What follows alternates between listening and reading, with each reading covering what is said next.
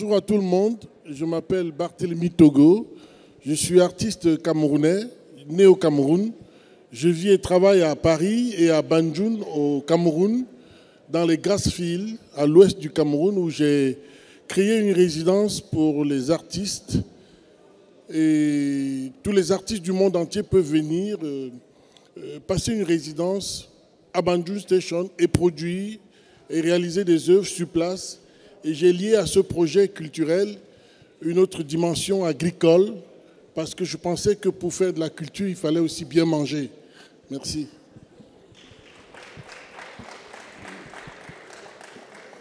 Mohamed Bénis, question identique. D'où parlez-vous, vous qui êtes une des sommités en matière de poésie, notamment arabe, mais qui êtes également à l'aise dans votre langue. Je qualifie, vous, votre poésie de bilingue. C'est une poésie, comme toutes les autres poésies du monde, qui est ouverte à toutes les langues, à tous les espaces culturels, mais qui reste inspirée par ma propre culture, qui est la culture arabe, et bien sûr marocaine. Parlez bien dans le micro. Voilà. Alors, c'est ça ce qui m'intéresse, et je pense que je me sens comme un poète parmi les poètes de ce monde que j'ai rencontré partout et dont les traductions, bien sûr, facilitent le dialogue. Voilà. New Barreto. Merci beaucoup pour votre présence. Je m'appelle Nou Barreto, je suis originaire de la Guinée-Bissau, où j'ai grandi un petit peu, et puis le reste du temps c'était en France. Donc je suis un produit de deux rives, où je continue à travailler, et à partir de là je parle au monde de l'Africain que je suis et de l'Africain qui est de l'autre côté aussi. Donc voilà, j'exerce ma profession d'artiste plasticien en France, et puis de temps en temps je retourne chez moi pour pouvoir aussi partager le peu d'expérience que j'ai avec ceux qui sont sur place.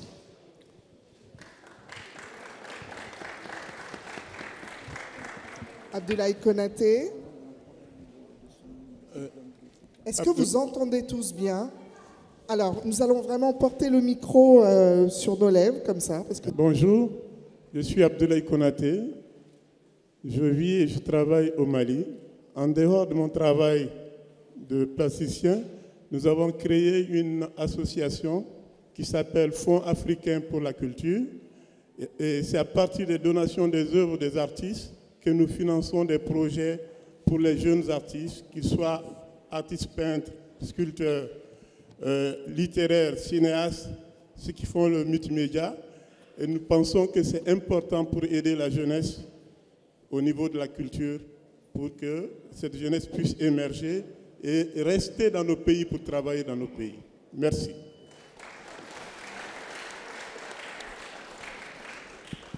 Maïbin Bin, un exercice. La directrice du centre, Aurore Chaffanjon, qui fait un travail formidable, qui nous accueille aujourd'hui chez elle, m'a demandé de dire un mot sur l'endroit où nous sommes. Alors, nous sommes une fondation qui s'appelle Ali Zawa, et les Étoiles de Jemaa el-Fna est le 5e centre culturel que nous avons ouvert avec le cinéaste Nabil Ayouch. On a ouvert un premier à Sidi Moumen. Après les attentats de 2003, il y a eu 14 jeunes qui sont sortis d'un bidonville et qui ont fait un carnage. Donc j'ai écrit un bouquin qui s'appelle Les Étoiles de Sidi Moumen. Mon éditrice est là, elle est contente. Les deux éditrices d'abord, la marocaine et la française.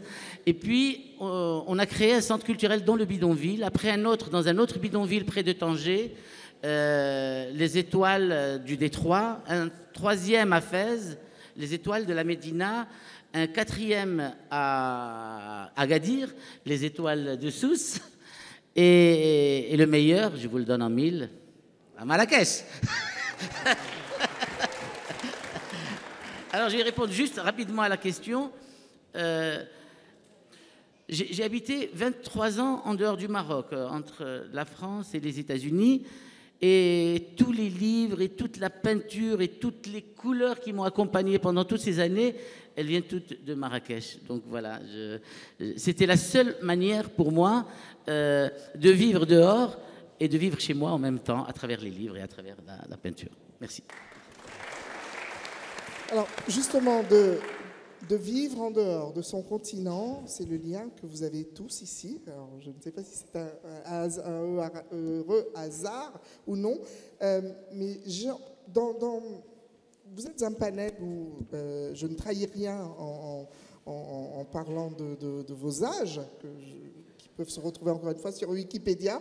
Vous avez probablement grandi dans des sphères où vous connaissiez peut-être mieux les grands maîtres occidentaux, la littérature occidentale. Certains entendaient parler peut-être de la neige dans leur petit village. Comment justement on se construit après pour créer une œuvre décolonisée, et comment justement vous comprenez cette acception de décoloniser la culture? Qui se lance? Barthélémy Togo, je distribue, hein, toujours, on fait, allez hop, aller-retour, parce que je sais que vous, notamment dans votre travail, et dans vos prises de position, vous dénoncez clairement, on va y aller franco, le fait que notamment certaines œuvres de plasticiens contemporains soient surcotées, soient cooptées par des galeristes occidentaux. Justement, où placez-vous le curseur de la décolonisation? Je pense que ce qui était plus important pour moi dès mes débuts, c'était de sortir, d'aller apprendre quelque chose et de revenir, redonner quelque chose à mon continent, redonner quelque chose à l'Afrique. C'est-à-dire y aller, mais ne pas y rester. Revenir avec ce que j'aurais amassé comme bagage et revenir redistribuer cela à ma communauté, à mon continent. Et c'est ce que j'ai fait très vite. Je suis allé, passant par la Côte d'Ivoire, la France et l'Allemagne. Et après 10 années, je me suis dit qu'il fallait rentrer. Il fallait rentrer, mais ne pas copier sur ce que j'aurais vu à l'étranger, mais avoir une inspiration sur là où je devais m'installer et la communauté locale aussi, les gens avec qui je devais travailler. Et ça a été d'abord une priorité pour moi et c'est ce que j'ai eu à faire. Revenir au Cameroun, bâtir un projet culturel où je devais donner un espace aux gens pour non seulement venir apprendre, mais venir aussi découvrir. Parce que je n'ai pas eu cette occasion dans ma jeunesse à découvrir un musée. Je ne suis pas allé dans un musée quand j'allais à l'école primaire. Non, non. J'ai plutôt découvert au secondaire les travaux de Goya ou de Titien. Mais j'avais envie de faire comme eux. Mais après, j'ai trouvé mon propre chemin moi-même. Et tout ça, c'est déjà une manière de sortir de ce que la colonisation ou bien ce qu'on aurait appris de l'autre et ne pas copier ce que l'autre fait. Voilà ma singularité. Et justement, comme vous avez la parole, hein, dans cette singularité, encore une fois, comment vous la décrivez décoloniale? C'est d'arriver à avoir sa spécificité, son originalité, et d'être soi-même. Vous voyez, quand je circule depuis 2 jours à Marrakech, je découvre qu'il y a une architecture typiquement marocaine qui n'est pas copiée sur l'architecture haussmannienne de Paris. Donc, je crois que ça, c'est une priorité, d'être soi-même. Même si on va à l'étranger apprendre des particularités, s'enrichir avec des connaissances extérieures de chez soi, quand on revient, il faut essayer d'adapter la situation avec son environnement. Et c'est ce que moi j'ai eu à faire. Un exemple personnel, c'est le cas de Banjul Station, par exemple. Mohamed Bénis, justement, dans votre poésie, à la fois, donc on a dit en arabe, mais en français, donc oui. La langue, comment justement cette langue, qui peut être parfois celle de l'autre, et donc objet, vous l'avez dit, je l'ai lu, notamment via la francophonie, objet de, on va dire, J'essaye de trouver les mots justes parce que le sujet est sensible. Comment, justement, cette langue qui est parfois peut-être oppressante peut être, dans son travail, utilisée pour décoloniser? Je travaille sur la langue. Et plus qu'on travaille sur la langue, on est très sensible aux mots qu'on utilise. Alors, je fais très attention lorsque j'utilise un mot, je n'utilise pas un autre. Je dis brièvement que je suis pour la double décolonisation. C'est très important. Je suis inspiré par la culture et par les travaux de Abdelkbir El-Khatibi, qui a travaillé sur la double critique. Pourquoi je dis ça? Parce que pour écrire ce poème moderne, j'étais ouvert depuis ma jeunesse à la fois sur la culture arabe, bien sûr, marocaine, et la culture universelle. Lorsque je dis universelle, je n'entends pas seulement occidental. Par exemple, le mouvement La Négritude, on l'a connu depuis les années 60, au début des années 60. On a lu Aimé Césaire et c'était notre manifeste à la fois. Après, bien sûr, on a suivi cette démarche et je pense que notre connaissance au Maroc, et pas seulement au Maroc, dans plusieurs pays arabes, la culture africaine actuelle même, écrite dans les langues étrangères, est bien traduite. Ça, c'est la première chose. La deuxième, je suis de Fès, de naissance et d'apprentissage. C'est-à-dire, je suis de la ville de la confrérie Tijaniya. C'est ce qu'on n'essaie pas de repenser lorsqu'on parle de l'Afrique et de la culture africaine. Je vais vous dire une anecdote vraiment extraordinaire en deux mots. Une fois, il y avait une rencontre africaine, américo-africaine ou afro-américaine à Fès et je suis allé avec certains participants africains pour visiter la ville et on est passé pour, bien sûr, voir Tijani, le mausolée. Et je vois les personnes qui sont devenues catholiques tremblent. Ils ont vraiment changé de visage parce qu'ils étaient très, très impressionnés par le marabout. Et j'ai commencé à réfléchir sur l'influence vraiment très, très profonde de cette confrérie sur la culture qu'on ne pense pas. Jusqu'à présent, les adeptes de Tijaniya, bien sûr, ils sont très connus au Maroc, ils sont bien reçus, et leur culture est toujours dans la langue arabe. Bon, de cela, je dis que mon poème et mon travail, elle est imprégné de tout ce que je viens de dire, c'est-à-dire à la fois d'une grande culture arabe qui a vraiment une notoriété sur le plan historique, mais pas seulement sur le plan culturel. En même temps, je suis attaché à la culture africaine de ma propre manière et je suis très sensible à tout ce qui est dogmatique. C'est pour cela que je suis pour la double délocalisation dans l'écriture et avec l'écriture. Voilà. Ce qui est intéressant dans ce que vous dites également, c'est voilà, votre ancrage est africain. Je précise ça, c'est une petite digression comme ça, parce que souvent, alors je ne sais pas si ça vous arrive ici, Quand je me promène au Maroc, on me dit souvent « Ah, l'africaine !» c'est toujours intéressant parce que je me dis « Mais l'africaine ?» et je réponds « Africain !» Donc, parce que c'est la réalité.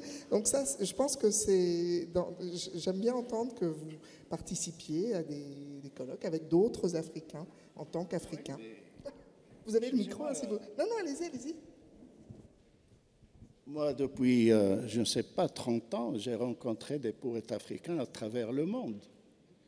Et j'ai des amis, et on travaille dans plusieurs lectures. Et pour moi, la culture africaine est une partie de ma culture.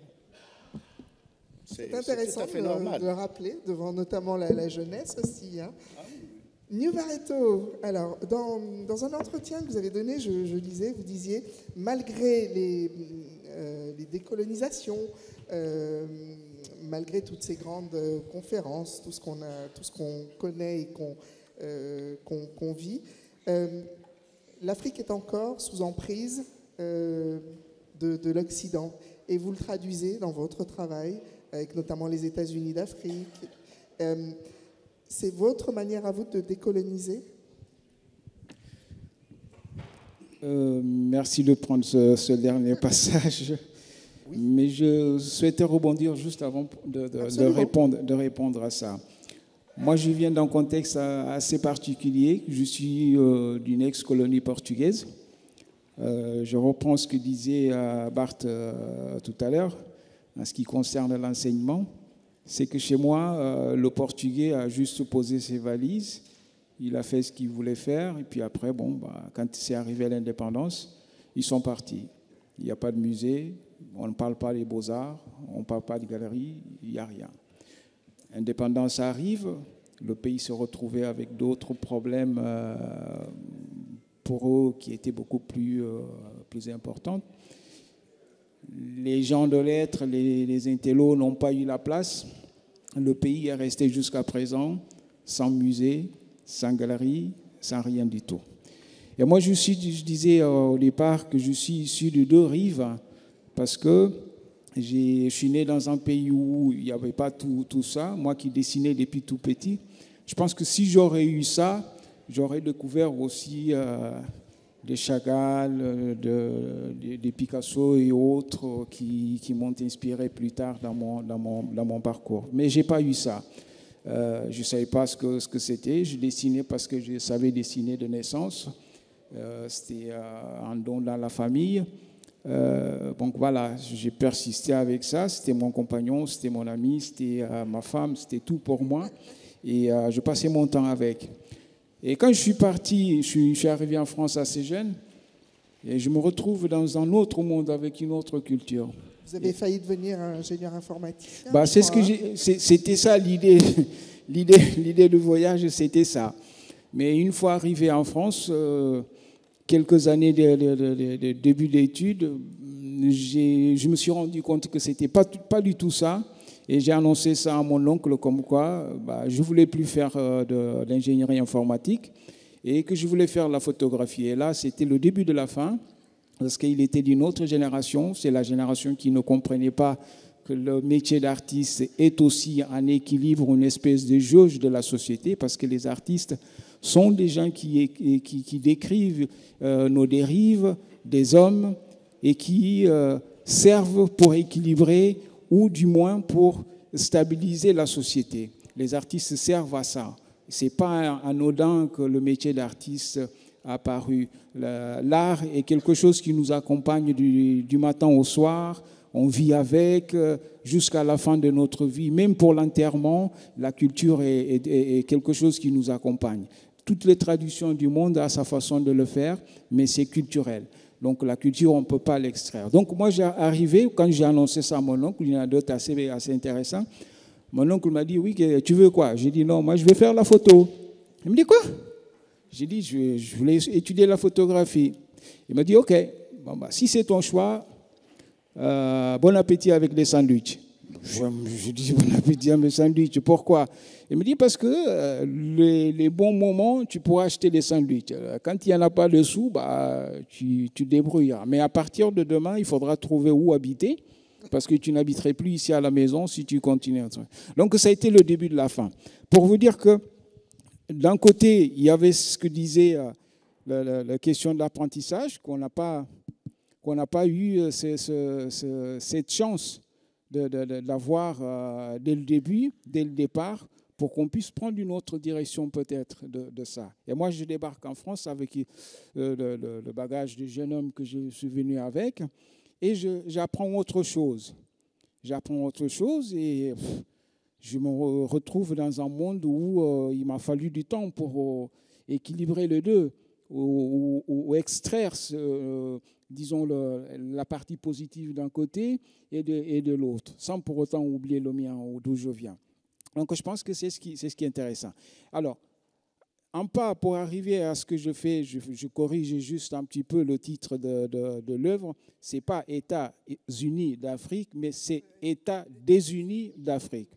Donc c'est une critique, en fait, c'est une lecture de ma personnelle que j'ai dû, après maintes et maintes instants de réflexion sur la problématique africaine, qui deviennent quelque chose, une espèce de routine cruciale que l'Afrique ne s'en sort jamais avec. On a l'impression qu'il y a des gens qui pensent pour nous et ils savent auparavant comment contourner les choses pour que nous revenions toujours aux cases départ.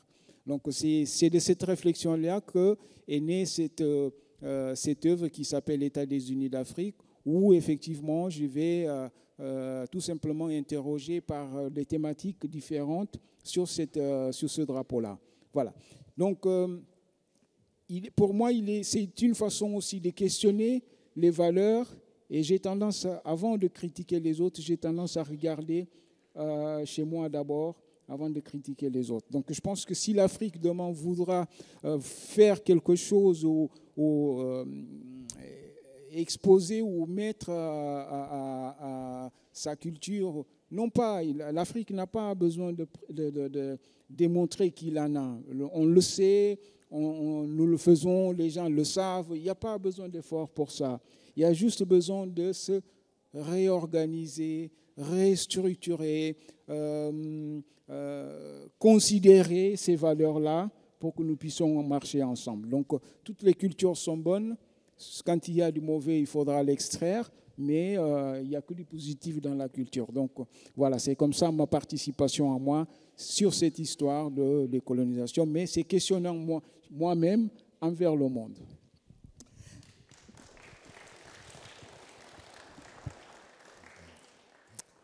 Abdoulaye Konaté, donc moi j'aimerais également vous entendre sur, ce sera votre parcours évidemment, puisque ça va réunir toutes les questions dont on parle ici aujourd'hui, à savoir de votre naissance, le contact avec le peintre de Bokar Keïta, je crois. C'est lui qui initie, qui ouvre votre passion pour les arts. Et puis après, il y a évidemment Wilfred Olam, Cuba, etc.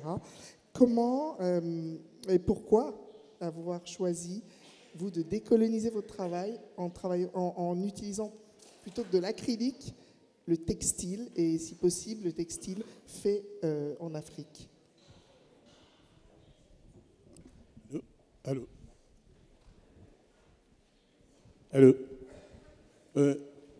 Bon, pour prendre le départ, la colonisation est un fait historique qui avait ses objectifs, que ce soit sur le plan économique, sur le plan culturel. Pour moi, c'est le passé. C'est le passé. Ce n'est pas une lutte frontale que nous engageons contre ce passé historique. Bien sûr qu'on a encore des séquelles de ce passé-là. Moi, mon accent particulier se trouve surtout au niveau de la formation.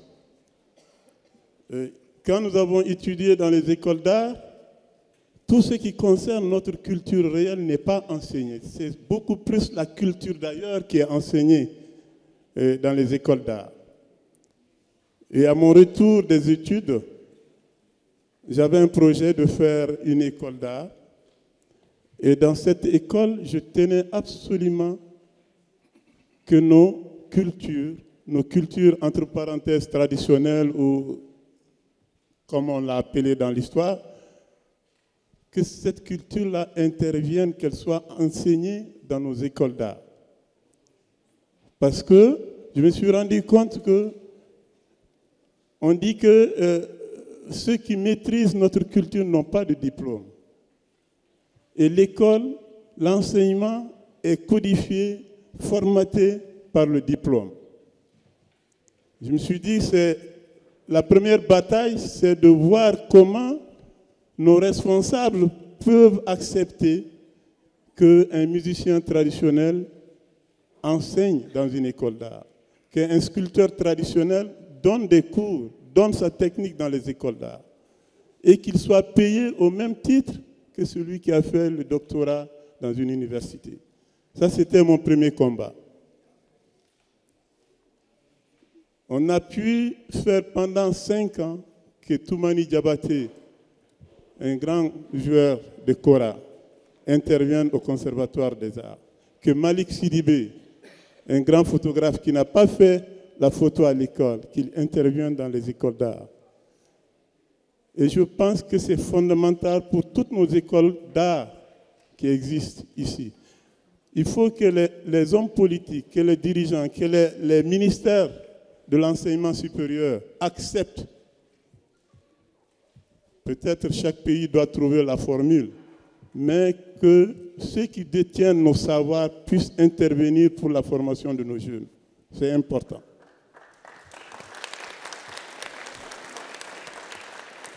C'est certainement un engagement politique qu'il faut prendre. C'est une décision politique. Personne ne va donner un diplôme à un grand tisserand marocain ici, que j'ai connu, à Fès. Personne.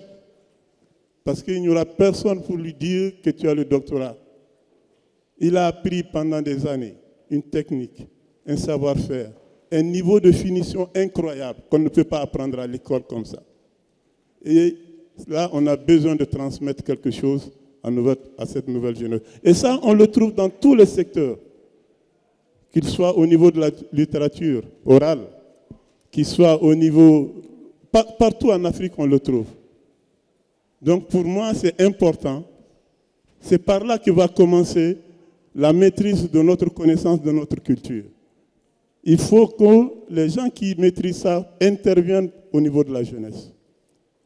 Le deuxième axe que je présentais pour cette école, c'est que tout ce qui a été enseigné dans les académies, ils doivent le savoir aussi. Il ne s'agit pas de se fermer sur notre culture, mais il faut s'ouvrir. Mais donner la place à notre culture, c'est important pour moi, à l'école. Et le troisième axe, pour moi, au niveau de la formation, c'est de faire intervenir la nouvelle technologie au niveau des écoles d'art, dans tous les secteurs, que ce soit musique, danse, théâtre, dans tous les secteurs, que la nouvelle technologie soit un fil rouge qui puisse circuler et coordonner l'ensemble des formations. Voilà, pour moi, je pense que c'est dans la formation qu'il faut aller d'abord pour parler de notre culture. Sinon, dans le futur, elle va continuer à être comme un mirage. Voilà. Bravo, ça me parle, mais je vous dirai pourquoi après.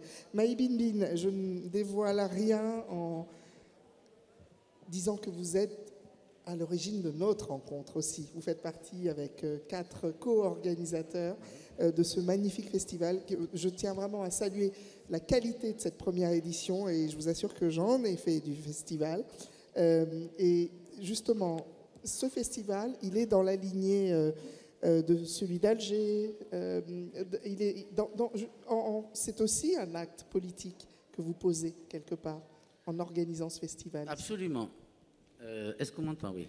J'ai fait une interview à la BBC un jour, il y a quelques années, et la journaliste, pendant qu'on parlait, je lui dis j'ai jamais été en Afrique. Elle m'a dit Where are you from, sir? Je lui ai dit je suis marocain. Elle m'a dit où est le Maroc, monsieur? C'est honteux. Je lui ai dit est-ce que vous pouvez couper cette séance? C'est-à-dire, on ne se sent pas africain, c'est honteux. On regarde toujours devant, on ne se regarde plus entre nous. Et donc, j'ai eu un choc en disant à cette femme que je n'ai jamais été en Afrique, je ne connais pas l'Afrique. La colonisation, elle est là, elle est pas, elle est dans la tête, on est là-bas. Et j'ai vécu très très très longtemps à Paris. Et je comptais y vivre. Moi, j'ai jamais senti la colonisation. Je suis né, on était plus ou moins libre. Au pire, on a eu les années de plomb. C'était un peu comme la colonisation, comme le protectorat. Donc, j'ai étudié chez les bonnes sœurs, ici à Marrakech, au départ. Et j'étais prêt, là, à mettre ma main sur la Bible et jurer que mes ancêtres étaient les Gaulois. Non, je veux dire, on a eu... après, j'ai fait mes études. Je crois que nous sommes nombreux autour de cette table. Hein. Je crois que nous sommes nombreux autour de cette table à avoir des ancêtres gaulois.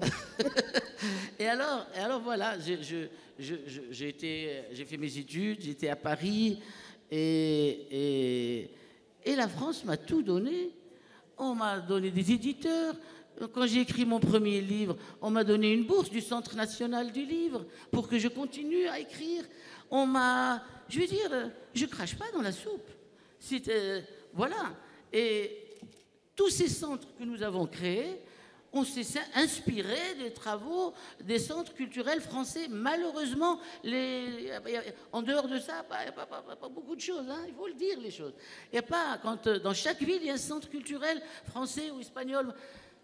Et c'est pour ça que nous avons bataillé pour faire pareil que les centres culturels français ou espagnols, etc., sont malheureusement dans les beaux quartiers. Nous faisons pareil, nous avons appris de nos anciens protecteurs et il ne tient qu'à nous de construire cette Afrique. L'Afrique est jeune, l'Afrique est belle, l'Afrique regorge de talents. Moi, j'écris beaucoup de livres. J'ai écrit Cannibal. Cannibal, c'est sur une bande d'Africains qui veulent aller en Europe, qui rêvent de l'Europe, parce qu'ils ne voient que l'Europe. Et j'ai envie de leur dire à ces gamins, vous êtes jeunes, vous êtes beaux, vous avez un continent exceptionnel, construisons-le ensemble. On peut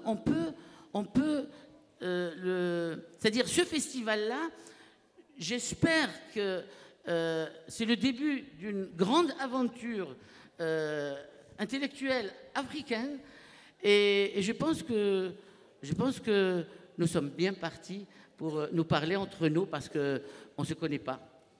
Voilà. On a parlé d'éducation, on a parlé de transmission. J'aimerais savoir, question collégiale, à quel frein il faut se heurter? J'ai bien aimé aussi, ce qui a été dit, à savoir que vous balayez d'abord devant votre porte aussi. Alors, quels sont les freins et quelles sont justement les perspectives, les enjeux? Le micro est ouvert, je ne désigne plus personne. Mohamed Bénis. Je vais rebondir sur ce que Mahi Benbin a dit en même temps. Voilà. Merci. Merci. Non, je vais rebondir sur ce que Mahi Benbin vient de dire. C'est que pour nous, je pense que ce festival est très important et je pense en même temps qu'il pourrait être fondateur pour une idée nouvelle sur la culture africaine. Pourquoi je dis une idée nouvelle? Parce qu'il y a une pluralité dans la culture africaine. Il faut reconnaître cette pluralité. Une reconnaissance, pour moi, est très importante pour aller plus loin. Qu'est-ce que ce plus loin? C'est le dialogue. Le dialogue veut dire qu'il y a deux parts qui sont différents, mais en même temps, ils ont quelque chose de commun. Le commun, c'est l'avenir. Comment voir autrement l'avenir et bâtir l'avenir. Entre nous, sur cette table, nous avons des plasticiens et des écrivains. Mahi est à la fois plasticien et écrivain, c'est très bien. Moi, je fais seulement l'écrit. Alors, les deux espaces ne sont pas la même chose. Nous n'avons pas la même histoire. L'histoire de la culture, de l'écrit, n'est pas la même histoire du pictural, de la peinture. C'est tout à fait différent. Et je pense que c'est très, très important d'avoir le courage de repenser nos mots que nous utilisons, parce que les mots ne sont pas neutres. Il faut refonder, repenser, recréer nos propres concepts pour vraiment arriver à revoir ce que nous faisons. Parce que moi, je n'aime pas la courtoisie. Je n'aime pas la courtoisie. La courtoisie, ce n'est pas le domaine de la culture. C'est le domaine de la politique. Non, on n'a rien à voir avec la politique. Nous, on a une responsabilité. La responsabilité d'écrire les mots et le sens des mots. C'est pour cela, moi, je suis très attentif à la culture africaine, que ce soit ancienne ou moderne, actuelle. Comme j'ai dit, depuis ma jeunesse, et je ne suis pas le seul, j'ai suivi la culture écrite, mais en même temps la peinture et l'art pictural africain, ici et là, de par le monde. Et je pense que vraiment, la culture africaine maintenant, ce n'est pas une culture mineure. On a réussi à avoir des prix Nobel dans les deux côtés. C'est-à-dire, il y a des Arabes qui ont eu le prix Nobel, mais en même temps, des Africains qui sont nobilisés, et c'est quelque chose d'extraordinaire. Mais je dis en plus, nous n'avons pas seulement, nous, cette situation. Il faut penser aussi à l'Inde, qui est très, très proche de notre situation. Et c'est très, très important. Moi, je m'attache à revoir le monde, et je pense que pour mieux être africain, il faut être dans le monde et avec le monde. Voilà.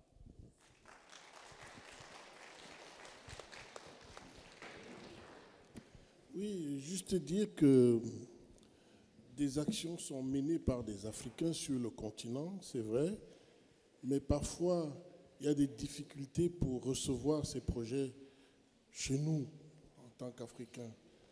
Vous imaginez que venir dans son pays, monter un projet culturel et demander à ce que des jeunes enfants d'école primaire puissent venir tous les jeudis apprendre à dessiner et à découvrir l'art, ce que vous n'avez pas eu dans votre jeunesse, vous leur donnez cette occasion.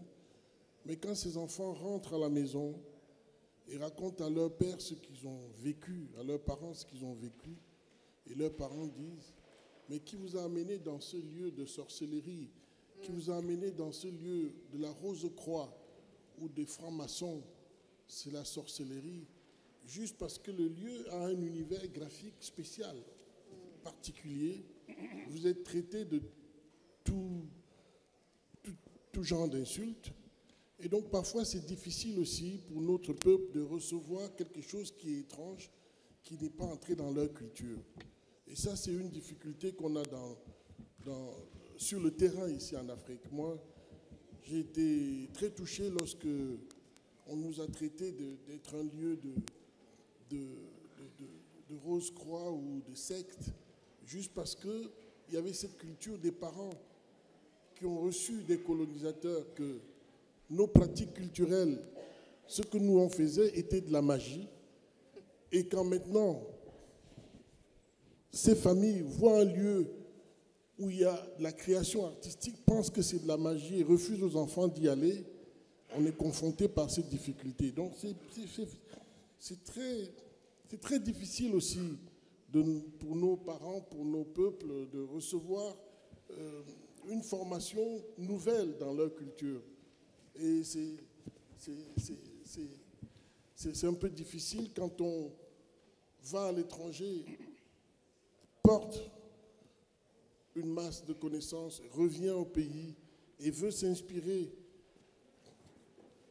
de la culture locale, des funérailles, des naissances, des mariages, et demande à ce que les gens puissent les organiser dans ce lieu que vous avez construit et que vous êtes traité comme quelqu'un de la Rose-Croix, c'est pas facile. Il faut aussi que nos familles arrivent à traverser ces frontières et dépasser ce que la colonisation les a appris.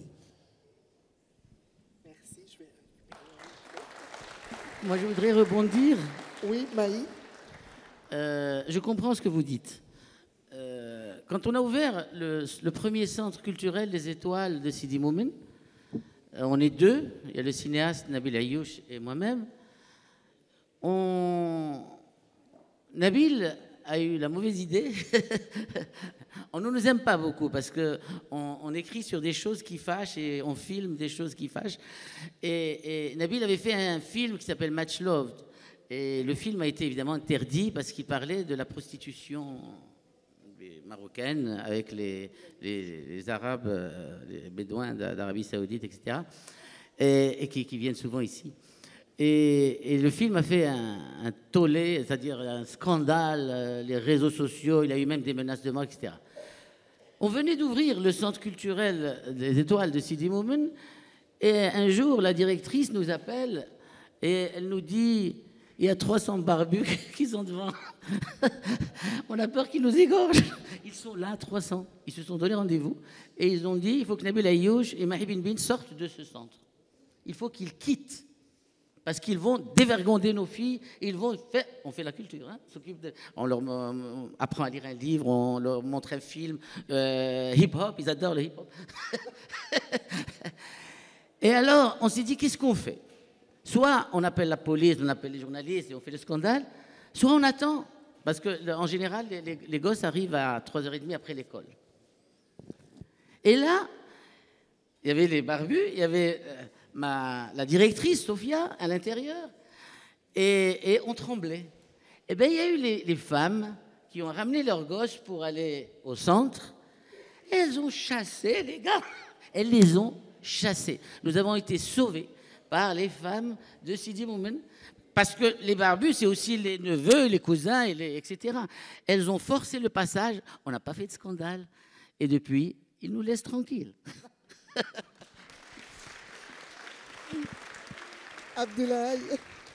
Abdoulaye, pour finir, est-ce que vous avez les mêmes réticences quand vous... Parce que vous, la particularité, c'est que vous déchirez, vous coupez des basins qui valent une fortune en CFA.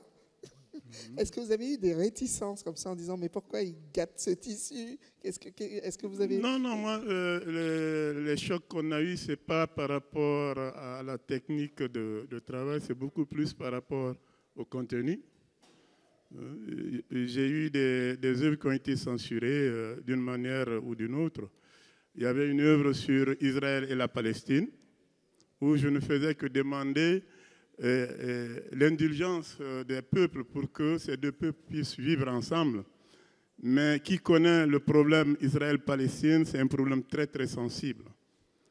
Des fois, tout le monde a peur de parler. Voilà, donc j'ai eu un problème dans ce cadre-là. Un deuxième problème, c'était une œuvre sur l'initiation qui a été présentée en Chine en 2019, un tout petit peu avant la Covid. Et il m'a été demandé, c'était un ensemble de 7 pièces, on m'a demandé d'enlever 2 pièces pour faire 5. J'ai dit, bon, au directeur du musée, vous pouvez vous occuper de ça, moi je ne le ferai pas. Voilà. Donc ça, c'est des choses qui arrivent, c'est normal, c'est tout à fait normal. Il faut faire avec. Mais je pense quand même pour les villes, pour les centres-villes, on a besoin de comprendre. Je sais que vous faites le maximum, mais on a besoin quand même de travailler avec la population avant la création de ces centres-là. C'est important. Ça doit faire partie de notre culture. Ce n'est pas seulement le lieu qui est important, il faut que l'environnement soit d'accord aussi avec votre lieu dès le début. Il faut le partager avec le lieu. C'est très compliqué à dire, mais... Je voulais juste, parce qu'il y a quand même une... tu as associé les populations à Banjul pour les lieux, pour Banjul Station. C'était dans... Non, j'ai pas pris ça en reproche. C'est un dialogue, c'est une palabre. On associe les populations, mais là, peut-être que justement, il faut décoloniser, et ça nous ramène à notre sujet, les mentalités des populations, non ? Il faut qu'elles soient aussi, comment dire, cultivées ou informées, sensibilisées en amont. Parce que quand vous venez avec... moi, je vois comment l'art contemporain fonctionne en France, par exemple. Et moi, j'ai étudié en France. Je ne peux pas copier le fonctionnement ou les installations des FRAC, DRAC, FNAC en France et aller déposer ça en forêt équatoriale au Cameroun. Et je vais plutôt regarder ce que la population locale s'intéresse au mariage, aux funérailles. Quand quelqu'un meurt au Cameroun, on veut exposer, on n'a pas envie d'enterrer le corps, on veut exposer le corps pendant une semaine. Et je demande de venir exposer ce corps au musée. Jamais on va exposer un corps à Beaubourg. On a associé une plantation agricole dans mon musée. Jamais il y aura une plantation à la tête moderne. Je crois que c'est la particularité et l'originalité de ce que nous on doit avoir pour décoloniser, c'est d'être soi-même par rapport à notre environnement, à notre culture.